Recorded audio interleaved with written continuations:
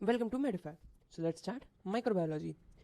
As we have discussed that our second lecture will be on general bacteriology, and in this lecture we will discuss whole general bacteriology, which in Apurva Shastri new edition contain 6 or 7 subchapters. In this video you will end this general bacteriology. So let's start fatafat. Now the first in general bacteriology, the first we have to discuss is classification. Second we have to discuss nomenclature, and third we have to discuss identification. अभी है क्या classification, nomenclature, identification? देखो classification क्या है? जो हेराकी base arrangement है, spelling देख लेना, अरेंजमेंट ऑफ बैक्टीरिया, उसको बोलते हैं क्लासिफिकेशन ऑफ बैक्टीरिया. ठीक है, फटाफट खत्म करेंगे ताकि अपने को चीज़ें जल्दी जल्दी खत्म हो जाए, क्योंकि काम की नहीं. क्लासिफिकेशन कोई नहीं पूछेगा तुमसे, नोमेनक्लेचर भी कोई नहीं पूछेगा ना, आइडेंटिफिकेशन कोई नहीं पूछेगा. लेकिन as I have discussed every single thing अपन बैक्टीरियोलॉजी में खत्म करेंगे ताकि तुमको हर चीज़ समझ में आए. तो अपन हर एक चीज़ देखेंगे ऊपर से, जो इंपॉर्टेंट होगी उसको डीप में लेके जाएंगे, बाकी सब ऊपर से देखेंगे ताकि अपन फटाफट बैक्टीरियोलॉजी खत्म कर दें. नोमेनक्लेचर कैसा आएगा? It refer naming of bacteria, nomenclature of bacteria, naming of bacteria, simple. Identification कि भैया आइडेंटिफाई कैसे करेंगे? आइडेंटिफिकेशन यानी कि आइडेंटिफाई, हाउ टू आइडेंटिफाई क्या बोलते हैं, bacteria, how to identify bacteria. So let's first we discuss classification. और सबसे इंपॉर्टेंट क्लासिफिकेशन कौन सा है अपने पास? क्लेवियर एंड स्मिथ क्लासिफिकेशन, जिसमें सबसे इंपॉर्टेंट अपने पास है क्लेवियर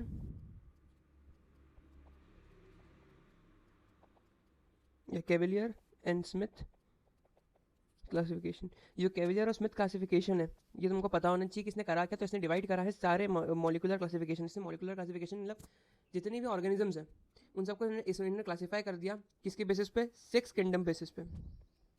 6 किंगडम में कौन कौन सा? Bacteria, protozoan,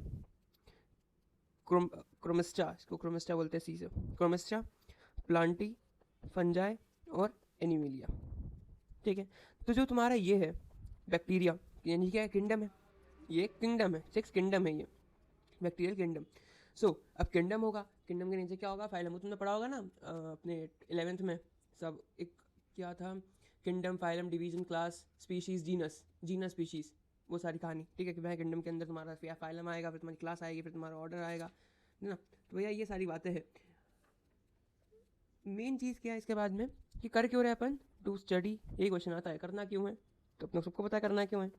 to simplify and study the bacteria. Okay, फिर तुमने बुक में देखा होगा एक अजीब सा डायग्राम बना हुआ है, यूं करके, तुमको पढ़ना भी नहीं है वो. ठीक है, क्योंकि तुम्हारे याद में भी नहीं रहने वाला. उसके बाद बात करते हैं कि नोमेनक्लेचर. किसने दिया था नोमेनक्लेचर? तुमको याद होना चाहिए. कार्लोस लीनियस, वही मेंजी फ्रेंडिका वाला, कार्लोस लीनियस ने तो बहुत कुछ दिया है, 2 किंगडम क्लासिफिकेशन दिया है ना, वो सारी बातें. नोमेनक्लेचर किसने बताया? नोमेनक्लेचर कार्लोस लीनियस ने दिया. नोमेनक्लेचर जो था वो कुछ रूल्स पे बेसिस था जो कि तुमको उसने दिए थे, लीनियस ने दिए थे. अब वो रूल्स क्या है अपने को डीप में नहीं जाना, वो अपन पढ़ के आएंगे 11वीं में. ठीक है, so next we discuss about identification. What we discuss about identification. देखो आइडेंटिफाई कैसे करना किसी बैक्टीरिया को, ये अपन पूरा पढ़ेंगे फर्दर टाइम, थोड़े 5-10 मिनट बाद. आइडेंटिफिकेशन में करना क्या है? मॉर्फोलॉजी देखनी है सबसे पहली बात. सेकंड, उसका सेल स्ट्रक्चर देखना है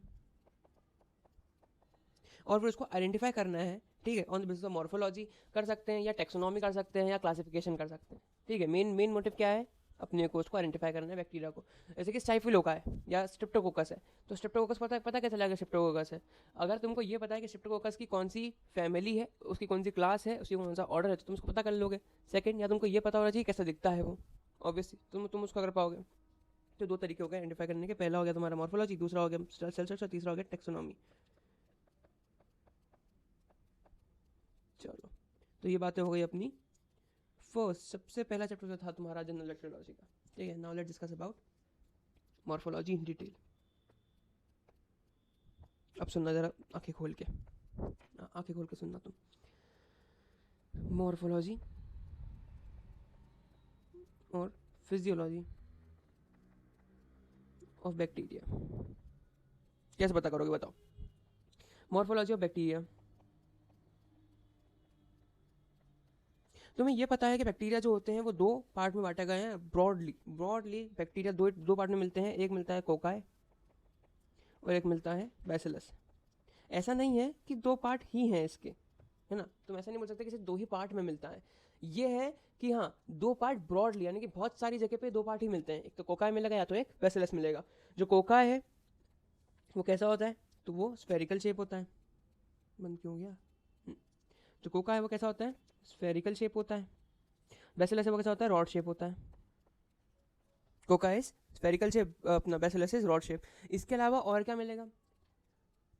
क्या मिलेगा जल्दी बताओ? कॉमा शेप मिलेगा और स्पाइरल मिलेगा, स्पाइरलम, ठीक है। उसके अलावा कॉमा हो गया, कर्व मिल सकता है। बैसिलस भी तुमको स्ट्रेट बैसिलस मिलेंगे, लेकिन फिर भी कर्व मिलेगा, कॉमा शेप मिलेगा, स्पाइरल मिलेगा, और इरेगुलर शेप भी लिख देना, वही मिल सकता है। लेकिन ब्रॉडली क्या मिलेंगे? कोकाई और बैसिलस, ठीक है। उसके बाद हम बात करते हैं, ये तो पहला हो गया on the basis of shape, कैसा दिखते हैं। Now on the based of morphology में देखेंगे बेस्ड ऑन ग्राम स्टेनिंग या ग्राम प्रॉपर्टी।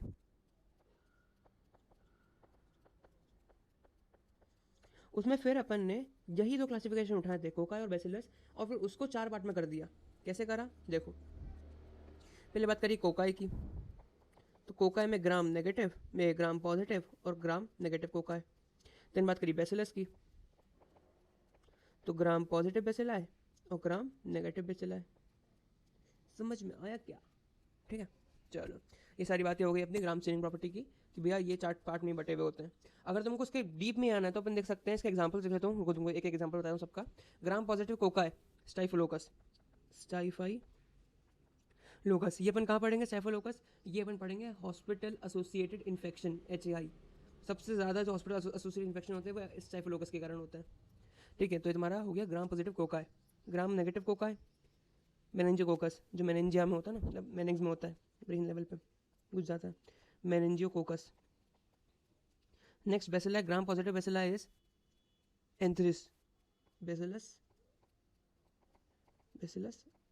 एंथ्रिसिस, ठीक है, एंथ्रेसिस। उसके बाद gram negative bacillus. Gram negative bacillus में कौन आता है देखना? हीमोफिलियस, हीमोफिलियस आता है ग्राम नेगेटिव बैसिलस। तो एग्जांपल अगर रह जाए तो अच्छी बात है। ग्राम पॉजिटिव कोकाई कौन है? स्टाइफोलोकस। ग्राम नेगेटिव कोकाई कौन है? तुम्हारा मेनिंजियोकोकस। ग्राम पॉजिटिव बैसिला कौन से? तुम्हारे बैसिलस एंथ्रेसिस। और ग्राम नेगेटिव बैसिला कौन से? हीमोफिलियस, ठीक है। Then we talk about some anatomy of bacterial cell, bacterial cell anatomy, मतलब बैक्टीरियल सेल कैसे होते हैं इसके बारे में बात करते हैं। फटाफट आ जाओ, सुनो। जो बैक्टीरियल सेल है उनमें होती है सबसे पहली चीज़, देखो जब मस्त डायग्राम बनाते हैं अपन, अच्छा सा बना तो पाएंगे लेकिन फिर भी ट्राई कर लेते हैं। उसके बाहर एक होती है ये आउटर मेम्ब्रेन, ठीक है। यहाँ पे गोला मारो ब्लू कलर से, पूरा अंदर एक और गोला मारा दो, अच्छा सा सुंदर सा। ये जो गोला मारा है इसमें से एक डार्क कलर की फ्लैजिला निकाल दो। क्या निकालोगे? फ्लैजिला।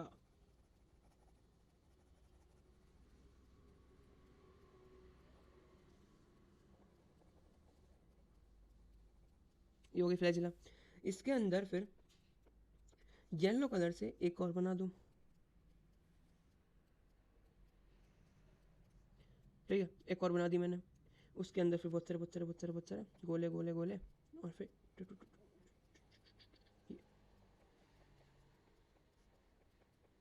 ये हो गई कहानियाँ। अब सुनो क्या क्या मैंने क्यों बनाया। सबसे बाहर जो मैंने बनाया ये तुम्हारी कैप्सूल है, मतलब बैक्टीरिया के पास एक कैप्सूल होती है, ठीक है। जैसे मतलब बैक्टीरिया के पास क्या होती है? कैप्सूल होती है। उसके बाद मैंने जो बनाया है ये ब्लू कलर से, ये तुम्हारी सेल वॉल है। ये क्या है? तुम्हारी सेल वॉल है। यहाँ पे छोटे छोटे फ्लैजिलम जैसे, फ्लैजिला नहीं है वो, हाँ, लेकिन छोटे ऐसे डंडे बना दो। वो डंडे किस काम के हैं? तो ये डंडे तुम्हारे हैं फिम्बरे, ठीक है। ये जो गोले मैंने बनाए हैं, हाँ, ये जो गोले मैंने बनाया ना इसमें, ये क्या है, तो ये तुम्हारे हैं इनकल्जन बॉडीज।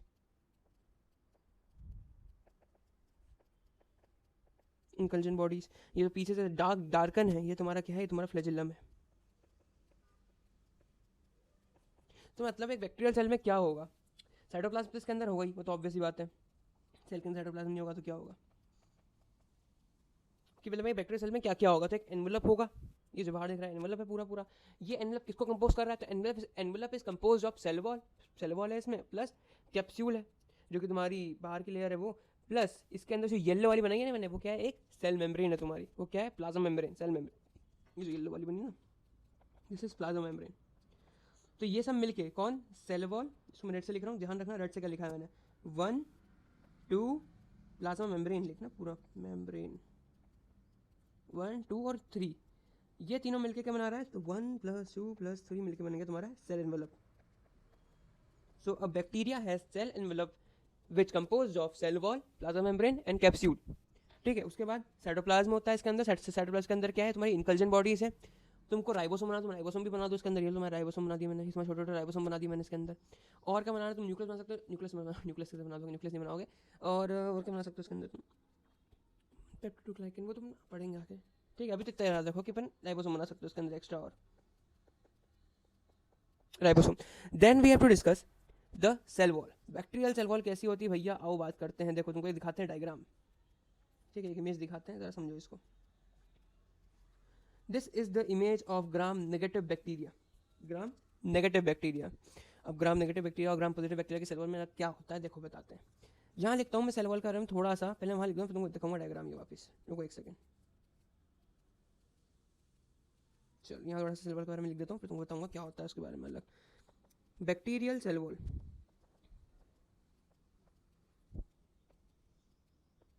बैक्टीरियल सेल वॉल जो होती है उसकी थिकनेस कितनी होती है, 10 to 25 नैनोमीटर होती है।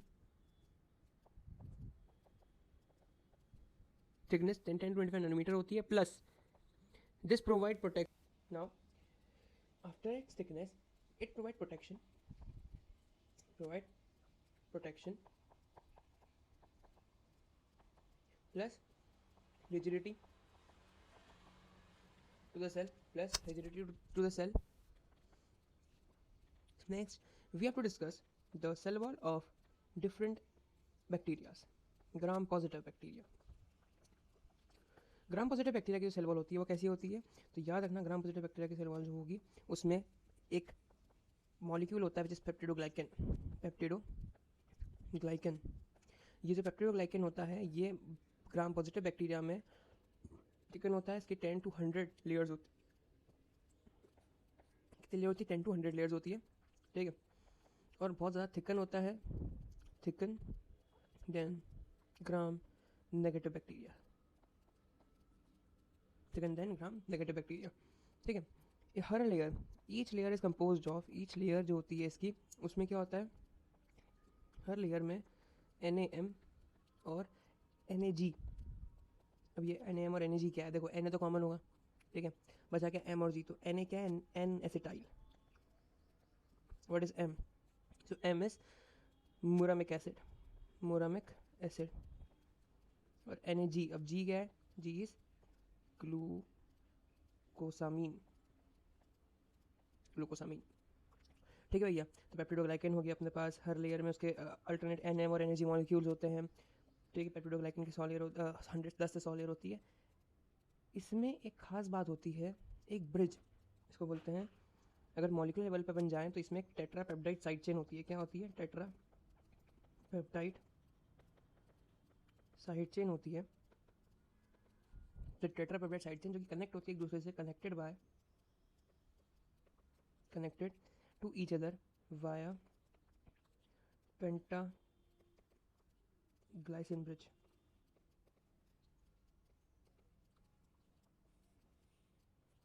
ओके, पेंटाग्लाइसिन ब्रिज जो कि ग्राम नेगेटिव में नहीं होता, ये इंपॉर्टेंट है।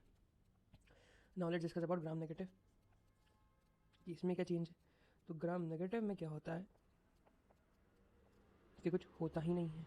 यस, ग्राम नेगेटिव में क्या होता है बताते तरफ, फटाफट आ जाओ। ग्राम नेगेटिव में जो पेप्टिडोग्लाइकन क्लियर होती है वो नहीं होती।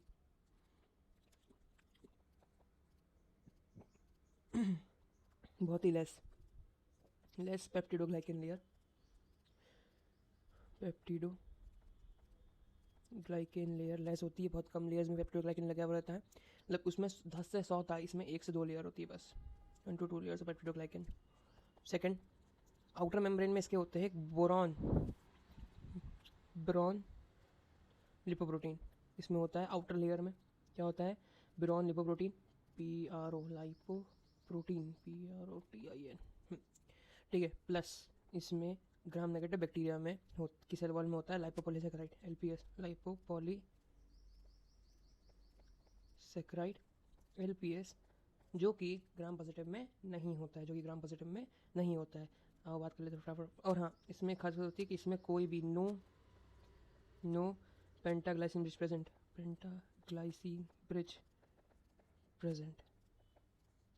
ठीक है। जरा इधर आके बात करते हैं अपन इसकी, ये तुमको दिख रहा है, इसको बड़ा करूँ,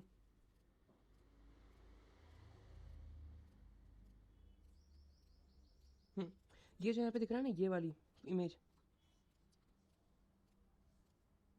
ये देखो, इसमें ये क्या है, ग्राम पॉजिटिव बैक्टीरिया की एक लेयर है अंदर की, जो मॉलिक्यूलर लेयर होती है ना, वो यहाँ पे तुमको दिख रहा होगा साफ साफ कि यहाँ पे NAG, ये देखो NAG और NAM अल्टरनेट लेयर में लगे हुए हैं, ठीक है। ये मिलके क्या बना रहे हैं, मिलके बना रहे हैं तुम्हारी पेप्टिडोग्लाइकन की लेयर बना रहे हैं, ठीक है, मिलके कौन, NAG और NAM, जो कि अल्टरनेट लेयर्स में लगे हुए हैं। ये दोनों आपस में कनेक्ट कैसे हैं, ये दोनों आपस में कनेक्टेड है बाय दिस, ये दिख रहा है पर्पल कलर का, ये है वो पेंटाग्लाइसिन ब्रिज, ये दिख रहा है ना पेंटाग्लाइसिन ब्रिज, ये तो पर्पल कलर का, ये तुम्हारा पेंटाग्लाइसिन ब्रिज है। इसमें क्लियर कर देता हूँ ताकि अपन फोटो से अच्छे देख ले। ये देखो, जो यहाँ पे ये ब्लू डॉट्स है, ये तुम्हारे इतना किसी काम का नहीं, अपना काम का सिर्फ एक चीज़ है कि भैया यहाँ पे NAM और NAG जो है वो आपस में कनेक्टेड होते हैं थ्रू, या NAM जो होते हैं वो एक दूसरे से कनेक्टेड होते हैं थ्रू पेंटाग्लाइसिन ब्रिज, ठीक है, पेंटाग्लाइसिन ब्रिज। नाउ ऊपर क्या चीज़ है भैया, ये देखो ऊपर क्या है, तो ये तुम्हारा ग्राम नेगेटिव बैक्टीरिया की सेल वॉल है। क्या क्या था उसमें, बिरॉन लाइपोप्रोटीन, ये रहा बिरॉन लाइपोप्रोटीन, ये रहा बिरॉन लाइपोप्रोटीन, ये ब्राउन लाइपोप्रोटीन है इसमें आउटर लेयर में, प्लस इसमें जो वो है कौन, लाइपोपॉलीसेकेराइड तुमको पता होना चाहिए, ये पूरा लाइपोपॉलीसेकेराइड होता है, ये पूरा क्या होता है, लाइपोपॉलीसेकेराइड होता है, जिसके अंदर 3 सेगमेंट बने होते हैं, ओ स्पेसिफिक साइड चेन, ये ओ स्पेसिफिक साइड चेन जो कि सबसे बाहर होता है, उसके बीच में कोर पॉलीसेकेराइड और सबसे लास्ट में होता है लिपिड ए।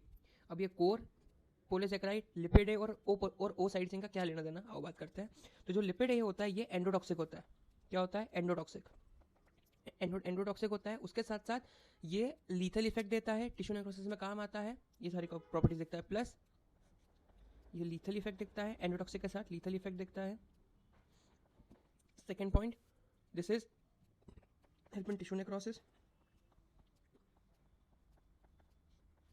उसके इफेक्ट में अपना काम देता है, और बी सेल माइटोजेनिसिटी को भी देखता है, ठीक है। लिपिड ए जो कोर लाइपोप्रोटीन है वो किस काम में आता है, तो याद रखना ये रीजन होता है इसमें शुगर मोइटी देखता है और कुछ नहीं देखता, दिस रीजन है शुगर मोइटी, और जो लास्ट वाला ये ओ साइड चेन है ना, ये वाला जो सबसे बाहर होता है, ये एक्सटेंड करता है कोर को आउटर रीजन में, जो कि मेन काम किस में आता है, बैक्टीरिया को, जब बैक्टीरिया स्ट्रेन्स होती है, ठीक है, जब बैक्टीरिया स्ट्रेन होती है तो वो सीरोटाइपिंग ऑफ बैक्टीरिया में काम आता है, हेल्प इन सीरोटाइपिंग ऑफ बैक्टीरिया। तो ये हो गई तुम्हारी सेल वॉल खत्म, क्या खत्म होगी, सेल वॉल खत्म होगी तुम्हारी, bacteria gram negative gram positive, बाकी तुम देख ही लोगे, ये देखो, ये तुमको दिख रहा है ना, ये वाले रेड, ये क्या है, ये हमारी वो पेप्टिडोग्लाइकन की लेयर है, ये पेरिप्लाज्मिक स्पेस ऑफ पेप्टिडोग्लाइकन, हमारी आउटर मेम्ब्रेन, इसमें हमारा बेरॉन लाइपोप्रोटीन है सबसे पहले, फिर तुम्हारा लाइपोपॉलीसेकेराइड, इसमें 3 सेक्शन हो गए, लिपिड ए और कोर पॉलीसेकेराइड और ओ स्पेसिफिक साइड चेन। चलो आगे बढ़े,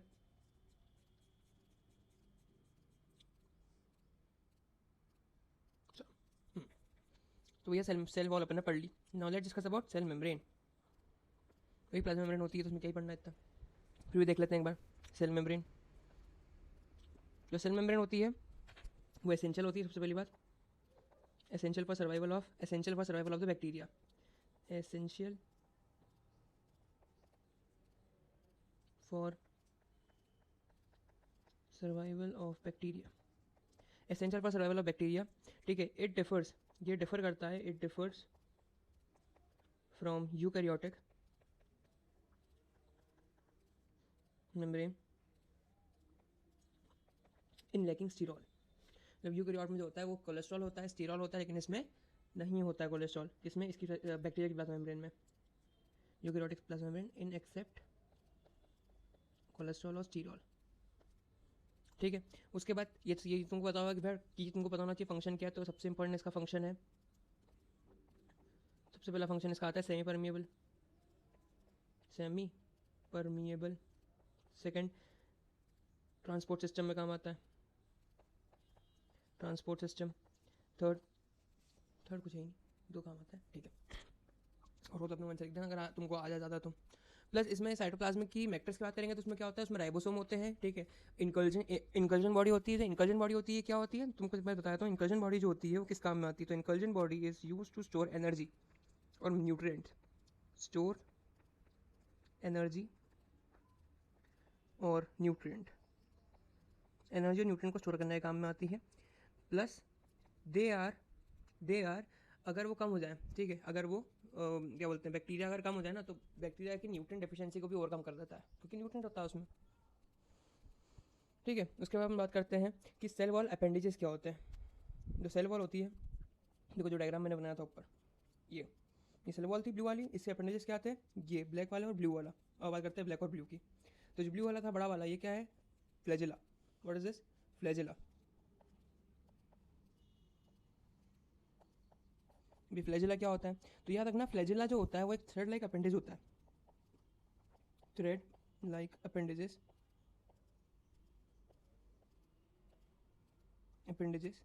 जो कि उससे अटैच होता है और form from the cell wall, और फॉर्म किस सकता है? सेल वॉल से, formed from cell wall, cell wall से बना रहता है।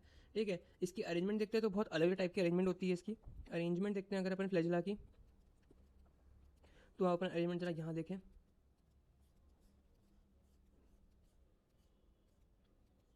ये देखो सेल वॉल के, ये इसकी अरेंजमेंट अलग अलग नाम से इसकी अरेंजमेंट होती है। जो ए वाला है, ये वाला, इसका नाम है मोनोट्रोकस, मोनोट्राइकस, यानी कि एक साइड से तुम्हारी फ्लैजिला बाहर निकल जाएगी, इसको बोलते हैं मोनोट्राइकस। ठीक है, मोनोट्राइकस का क्या होता है? Single polar flagellum, single polar flagellum, monotrichous. OUS लिखना है या कुछ ऐसा, OUS, हाँ, मोनोट्राइकस सिंगल पोलर फ्लैजिलम किस में होता है? विब्रियो कॉलरम, विब्रियो क्लोरेला, स्पेलिंग देख लेना।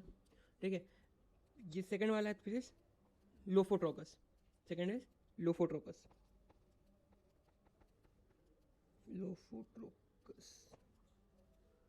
लोफोट्रोकस। अब ये लोफोट्रोकस क्या होता है? तो देखना, मल्टीपोलर, ये सिंगल पोलर था, ये होता है मल्टीपोलर फ्लैजिलम, मल्टीपोलर फ्लैजिलम। ठीक है, जिसका एग्जांपल याद रखना, इसका एग्जांपल क्या आएगा? इसका एग्जांपल आ जाएगा स्पाइरलम, स्पाइरलम। देन सी वाला क्या है? सी वाला इज पेरिट्रोकस, कहीं से भी ऐसा, पेरिट्रोकस। पेरिट्रोकस क्या होता है? Flagella distributed over the entire surface, flagella जो होता है वो पूरे एंटायर सरफेस पर डिस्ट्रीब्यूट हो जाता है और वो बहुत अच्छी मोटिलिटी देता है, चलने में, मतलब बैक्टीरिया के फ्लो में बहुत अच्छा काम आता है पेरिट्रोकस। और इसका एग्जांपल क्या है? इसका एग्जांपल है तुम्हारे पास एस्करिया कोलाई।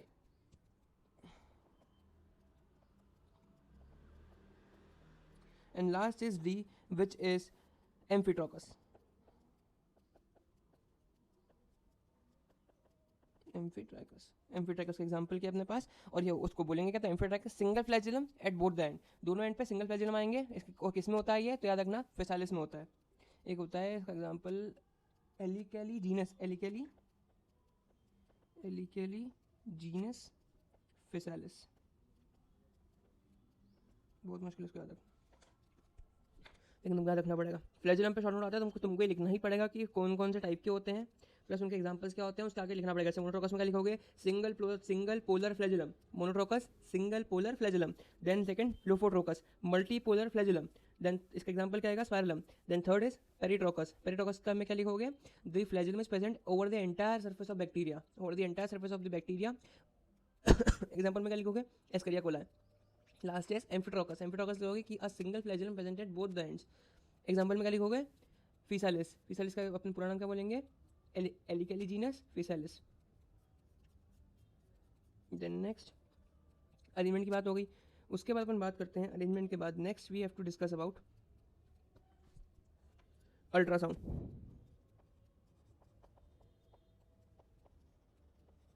अल्ट्रासाउंड में क्या दिखेगा, तो याद रखना अल्ट्रासाउंड में अपने को दिखेगा इसके पार्ट्स, अल्ट्रासाउंड में दिखेंगे इसके पार्ट्स। इसके पार्ट्स कितने हैं तो बताता हूँ फटाफट। पार्ट्स कितने हैं इसके पास 3 पार्ट है। एक फिलामेंट है, एक फिलामेंट है, सेकंड एक बेसल बॉडी है, बेसल बॉडी और एक हुक है। फिलामेंट, बेसल बॉडी और हुक, फिलामेंट, बेसल बॉडी और हुक। फिलामेंट कहाँ आएगा तो याद रखना प्लाज्मा मेम्ब्रेन के पास में जितना भी तुम्हारा मटेरियल है वो सब तुम्हारी हुक वो जाएगा बेसल बॉडी पे।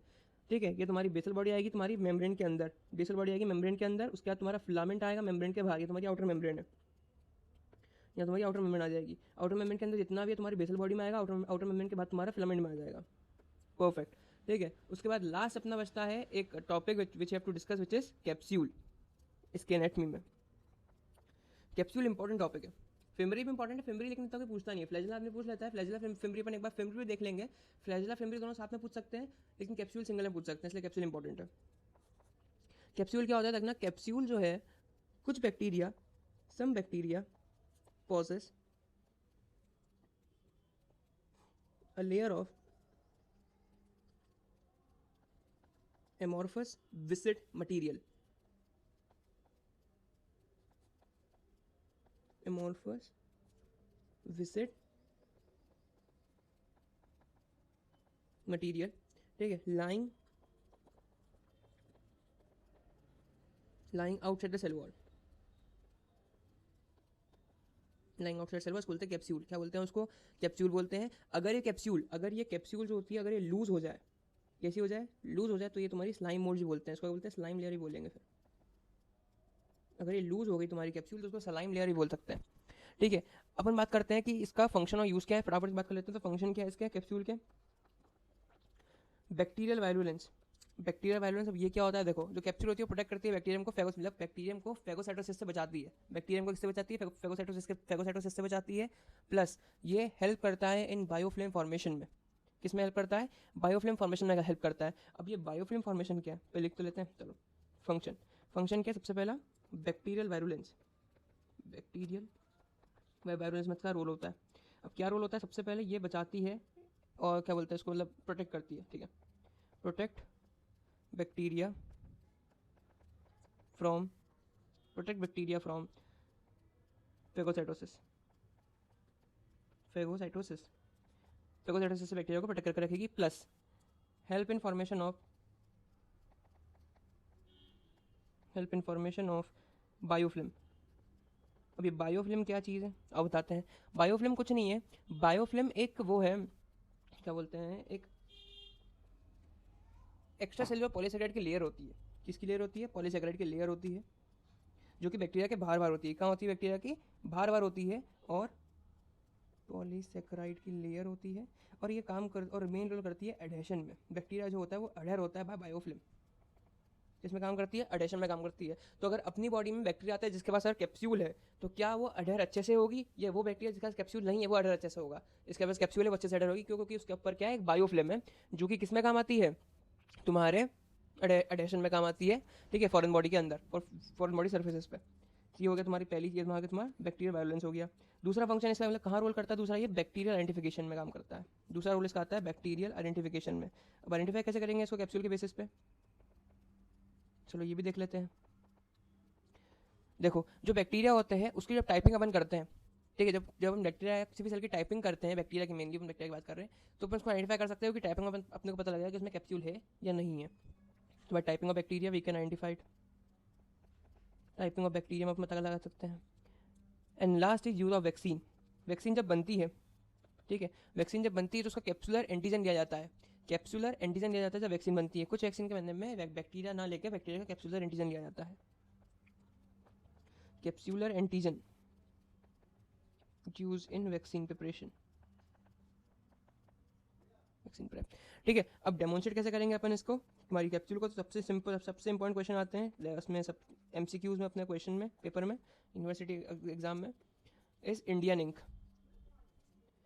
याद रखना, इंडिया इंक, नेगेटिव चेनिंग होती है इंडिया इंक से, और इससे अपन कैप्सूल पता कर सकते हैं किसकी, तुम्हारे बैक्टीरिया की। इंडिया इंक से अपन कैप्सूल डेमोन्स्ट्रेट कर सकते हैं। प्लस एक और चेन आता है विच इज एम्फिडिन, एम्फिडिन स्टेन, जो कि कैप्सूल को स्टेन करता है, जो कि बैसिलस कैप्सूल को स्टेन करता है, बैसिलस की कैप्सूल को स्टेन करता है।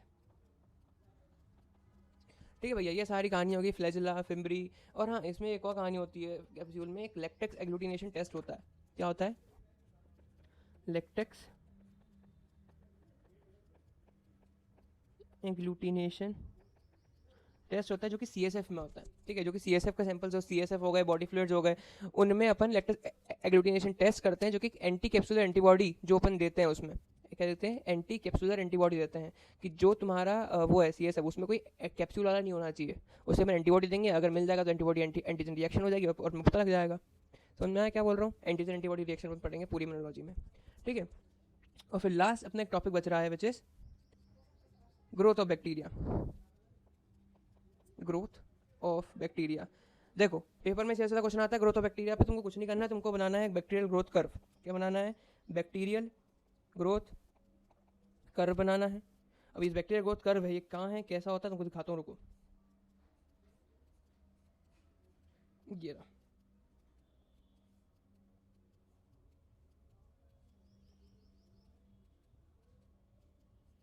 ये तुमको दिख रहा है, ये क्या है, बैक्टीरियल ग्रोथ कर्व होता है, कुछ नहीं है। सबसे पहले तुमको इसमें लिखना है कि भैया इसमें 3 फेज होते हैं। कितने फेज होते हैं इसमें? 3 फेज होते हैं। एक होता है लेग फेज, दूसरा होता है लॉग फेज, तीसरा होता है तुम्हारा स्टेशनरी फेज, और एक चौथा फेज होता है ये वाला, फेज ऑफ डिक्लाइन। ठीक है, लेग, लॉग, स्टेशनरी और फेज ऑफ डिक्लाइन, 4 फेज में बना हुआ है। जो तुम्हारा सबसे पहला फेज होता है वो किस काम में आता है, तो बैक्टीरिया उसमें इंक्रीज करता है साइज में। लेग फेज किस काम में आता है?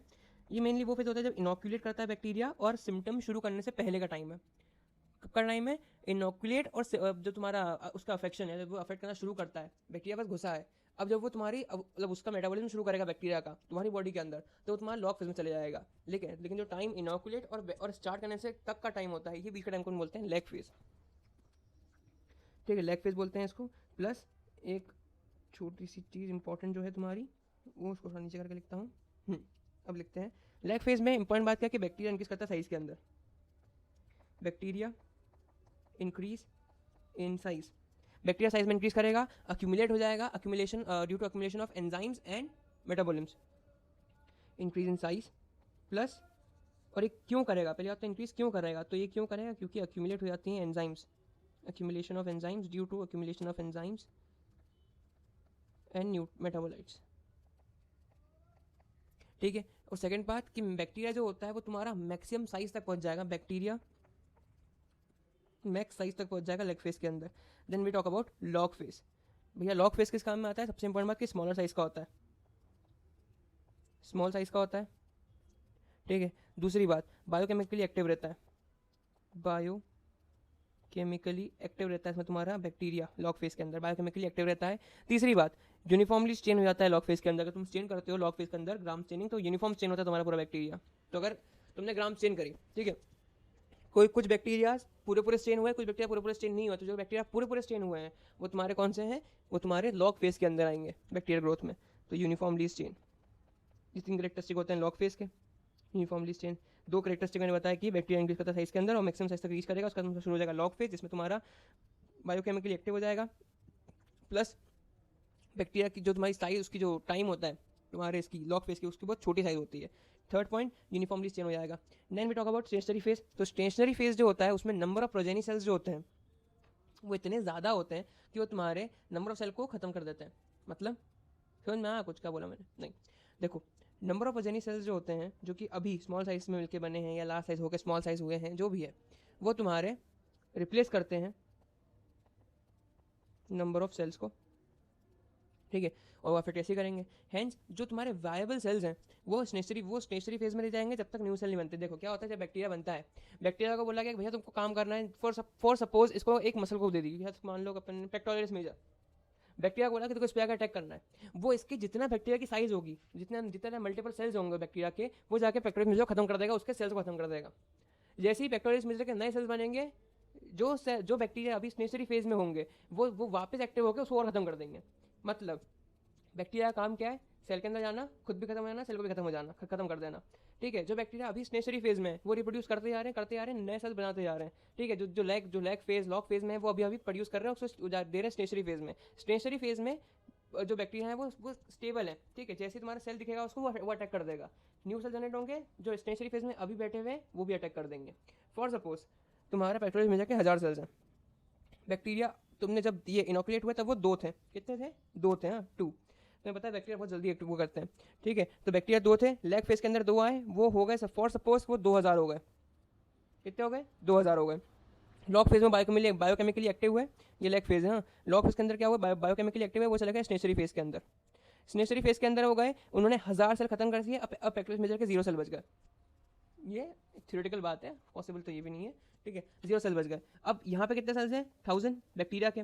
स्टेशनरी फेज के अंदर वो अरेस्ट हो गए। जैसे जैसे नए सेल बनेंगे बैक्टीरिया मेजर के, ये 1000 सेल्स होंगे वो उसको जाकर अटैक करेंगे। तभी तो बैक्टीरियल जो होती है बैक्टीरिया बढ़ते जाते हैं, क्योंकि यहाँ पे लैग फेज में तो है, रिप्रोड्यूस तो वो लोग कर रहे हैं। ठीक है, एक बायोकेमिकली एक्टिव वो लोग हो रहे हैं, फिर वो स्टेशनरी फेज में जाके अरेस्ट हो जाते हैं। वह जैसे हमारे सेल्स आएंगे वो अटैक कर देगा। अब बात करते हैं अपन last which is decline, phase of decline. अब ये कहाँ से आ गया बीच में? वायबल काउंट मतलब ढेर सारा काउंट होता है यहाँ पे तुम्हारा, ढेर सारा काउंट। ठीक है, बैक्टीरियम जो होता है वो ज़्यादा स्ट्रॉन्ग हो जाता है यहाँ पे अपनी स्टेशनरी फेज के अंदर। प्लस करते हैं डिक्लाइन फेज। डिक्लाइन फेज जो होता है वो सिर्फ तभी होता है जब सेल डेथ कंटिन्यू होती रहती है। जब सेल डेथ कंटिन्यू होती है और जो न्यूट्रिएंट मैंने बताया था लैग फेज के अंदर, एक टर्म मैंने बोली थी कि बट ये bacteria increase in size due to accumulation of enzyme and metabolites और न्यूट्रिएंट। तो जब तुम्हारे न्यूट्रिएंट खत्म हो गए तो बैक्टीरिया को न्यूट्रिएंट खत्म हो गए तो वो रिप्रोड्यूस करना बंद कर देंगे, धीरे धीरे सेल्स जो होंगे बैक्टीरिया वो खत्म होने लगेंगे। अगर तुमने एंटी बैक्टीरियल दे दी तो उससे और जल्दी वो खत्म होंगे, क्योंकि एंटी बैक्टीरियल दी वो जल्दी उस मेटाबोलाइट और न्यूट्रिएंट खत्म कर देंगे। तो वेरिएबल काउंट है मैक्सिमम काउंट जो होता है तुम्हारे बैक्टीरिया का, प्लस और फिर फेज ऑफ डिक्लाइन आ गया, तुम्हारा क्या खत्म हो गया यहाँ पे? टोटल नंबर काउंट जो होंगे वो डिक्रीज होते रहेंगे। इनवॉल्यूशन फॉर्म्स। ठीक है, इनवॉल्यूशन मतलब कम खत्म हो जाएगा बैक्टीरिया खत्म। समझ में आएगा बैक्टीरिया की लाइफ साइकिल चलती है। सबसे पहले क्या हुआ? बैक्टीरिया आया भैया, वो साइज में इंक्रीज हुआ क्योंकि अक्यूमुलेशन है किसका? एंजाइम और मेटाबोलाइट्स का। उसका बायोकेमिकली एक्टिव हुआ, बायोकेमिकली एक्टिव होने के बाद में वो गया स्टेशनरी फेज के अंदर, वहाँ पे वो अरेस्ट हो गया। जैसे अरेस्ट हुआ वो एक्ट करा, उसने सेल को खा गया, सेल खत्म हो करेंगे, वो अरेस्ट फेज है वो अनअरेस्ट होंगे, जाकर उसको खत्म कर देंगे। धीरे बैक्टीरिया काम में आ रहे हैं। प्लस जैसे तुम्हारा न्यूट्रिएंट मेटाबोलाइट खत्म हो गया लैग फेज के अंदर तो वो खत्म हो जाएंगे सारे, और तुम्हारा